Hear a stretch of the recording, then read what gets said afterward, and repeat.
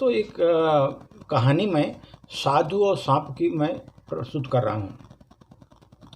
हजारों वर्ष पहले ग्रामीणों का एक समूह एक ऐसे साधु के पास गया जो एक पर्वत कंदरा में ध्यान कर रहे थे। वर्षों से ध्यान ने उन्हें ऐसा विवेक दे दिया था कि वो अपने सामने आने वाली किसी भी समस्या का हल निकाल सकते थे। हाँफते हुए गांव वाले उनके पास पहुँचे और रूधे गले से भयभीत स्वर से उनसे प्रार्थना की, हे पूजनीय साधु महाराज, हमारी सहायता कीजिए। एक बड़ा विषैला सांप है जो गांव को आतंकित किए हुए है। साधु ने कोई प्रतिक्रिया नहीं थी, वो गहरे ध्यान में थे। गांव वालों ने एक दूसरे की ओर देखा और अनौपचारिक वार्तालाप से फिर बोले, आप यहाँ मीलों दूर से सांप की फुफकार सुन सकते हैं। वह निर्दयी अपने रास्ते में आने जाने वाले किसी मनुष्य को काट लेता है, चाहे वो मनुष्य उसे डराया हो या नहीं। इसके परिणाम स्वरूप हम सब अपने खेतों में जाने से डरने लगे हैं, जिस कारण से हमारी फसलें सूख गई हैं। केवल सांप के जहर ही नहीं, जिससे कि हम एक करके मर रहे हैं, हम भूख से भी मर रहे हैं। हम आपसे सहायता की भीख मांगने के आए हुए हैं। साधु स्वाभाविक रूप से दयालु थे, बहुत ईमानदार, जैसे कि आध्यात्मिक सोच के लोग होते हैं। परिस्थिति की गंभीरता को समझते हुए अपने कुशा से आसन से उठे और गांव वालों की ओर देखा। आओ हम सांप को खोजने चलें, उन्होंने कहा। ग्रामीण आशा से भर गए। उनकी एक टोली साधु के पीछे अपने फुफकारने वाले शत्रु के खोज में निकल पड़े।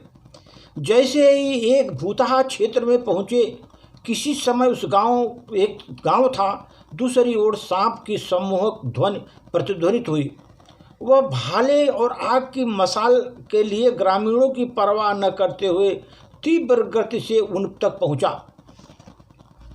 गांव वाले जान बचाने के लिए भागे, लेकिन साधु उस आक्रमण करने आए फणधर को समक्ष अडिग रहे और सरकते हुए सर्प की लहरदार हरी और काली केचुए सूर्य के प्रकाश में जगमगाती हुई शानदार लग रही थी।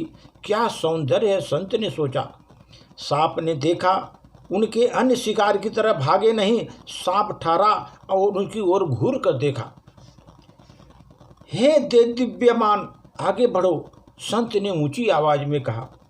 सांप, जिसके साथ कभी इतने करुणामय ढंग से व्यवहार नहीं किया था, उनके शब्दों पर मग्नमुग्ध हो गया। संत के शब्दों की शीतलता ने उसके भीतर की धधकती आग को शांत कर दी। सर्प की सारी क्रूरता समाप्त हो गई।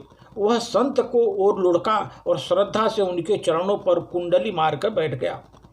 गांव वालों ने, जो पेड़ों पर कुछ खेतों से दूर छिपे थे, इस वार्तालाप को सुन नहीं पाए। वे देख रहे थे, उन पर अचंभा हो रहा था, वो देख रहे थे। साधु ने कहा, मैं तुम्हारे सौंदर्य को देखकर मग्नमुग्ध हूँ। संत ने सांप से कहा, मानो वे दोनों पुराने मित्र हों, लेकिन तुम गांव वालों को इस तरह क्यों सताते हो। सांप ने अपना फन नीचे किया, अपने विनाशकारी तरीकों को छोड़ दो। गरीब ग्रामीणों की अनावश्यक रूप से आतंकित मत करो, उन्हें डसना बंद कर दो। वे तुम्हारी बराबरी के नहीं हैं। तुम्हारे खाने के लिए जंगल में बहुत कुछ है। सांप ने संत के समक्ष झुका और संकल्प लेकर गांव वालों को अकेला छोड़कर चला गया। वहां संत की शिष्टता और संयम से बहुत प्रभावित हुआ। नए संकल्पों के साथ कोई भी नया जीवन आरंभ कर सकता है। उस सर्प ने भी वैसा किया। उसने किसी को हानि न पहुंचाने का प्रण कर निष्ठापूर्वक पालन करते हुए सरल जीवन का नया अध्याय आरंभ किया। उस दिन गांव वाले लोग प्रफुल्लित हो गए। उनकी फसलों में पैदावार दुगनी हो गई। पशु बिना घबराहट चरने लगे। बच्चे जंगल में खेलने लगे।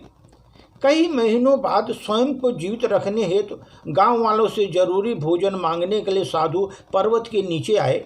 जब वो गांव की ओर जा रहे थे, उन्होंने सांप को पेड़ पर की जड़ पर कुंडली मारे छत बिछत लगभग मृत प्राय अवस्था में पाया। उसकी चमड़ी निकल गई थी, पूरे शरीर पर जख्म थे, वह बहुत कमजोर और घायल लग रहा था। प्रिय मित्र, तुम्हें यह क्या हो गया? संत ने पूछा। यह भला करने का परिणाम है, सांप ने उत्तर दिया। यद्यपि उसका जहर भी सूख चुका, फिर भी सांप ने करवाहट के साथ बोला, मैंने आपके आदेश का पालन किया। मैंने अपने जीवन में उत्पीड़क रास्ते को त्याग दिया। मैंने गांव वालों पर हमला बंद कर दिया, गांव वालों को ही छोड़ दिया। लेकिन अब मेरे साथ कैसा व्यवहार किया जा रहा है। हर व्यक्ति मुझ पर पत्थर फेंकता है, मुझे छड़ी से मारता है, यहाँ तक कि बच्चे निर्दय होकर मुझे पूंछ पकड़कर खींचते हैं, सताते हैं। अब मैं जग हंसाई का पात्र बन गया हूँ, फिर भी मैं अपने संकल्प का सम्मान करता हूँ। संत मुस्कुराए बोले, हे सर, तुमने वही किया जैसा मैंने कहा था, लेकिन तुमने मेरे निर्देशों का ठीक ढंग से समझा नहीं। मैंने तुमसे कहा था कि उन्हें मत काटो, लेकिन यह नहीं कहा था कि तुम अपनी भयंकर फुफकार का भी त्याग कर दो। मैंने ये नहीं कहा था कि तुम अपनी भयंकर फुफकार का भी त्याग कर दो, जो लोगों को तुमसे मील भर परे रोक देती है। सांप ने अपनी कुंडली खोली, समझ गया आगे क्या करना है। फिर गांव वाले फिर कांपने लगे, क्योंकि डरावनी फुफकार पूरे स्वप्न की तरह लौट आई। आगे सांप और गांव वाले दोनों सुरक्षित रहने लगे। यह कहानी प्रदर्शित करती है कि आदमी को अपना अस्तित्व नहीं खोना चाहिए। भले ही सन्मार्ग का मार्ग पकड़ो, लेकिन अपने अस्तित्व को, फुफकार जो जैसे सर्प का था, उस तरह का अस्तित्व अपना खोया नहीं चाहिए। धन्यवाद।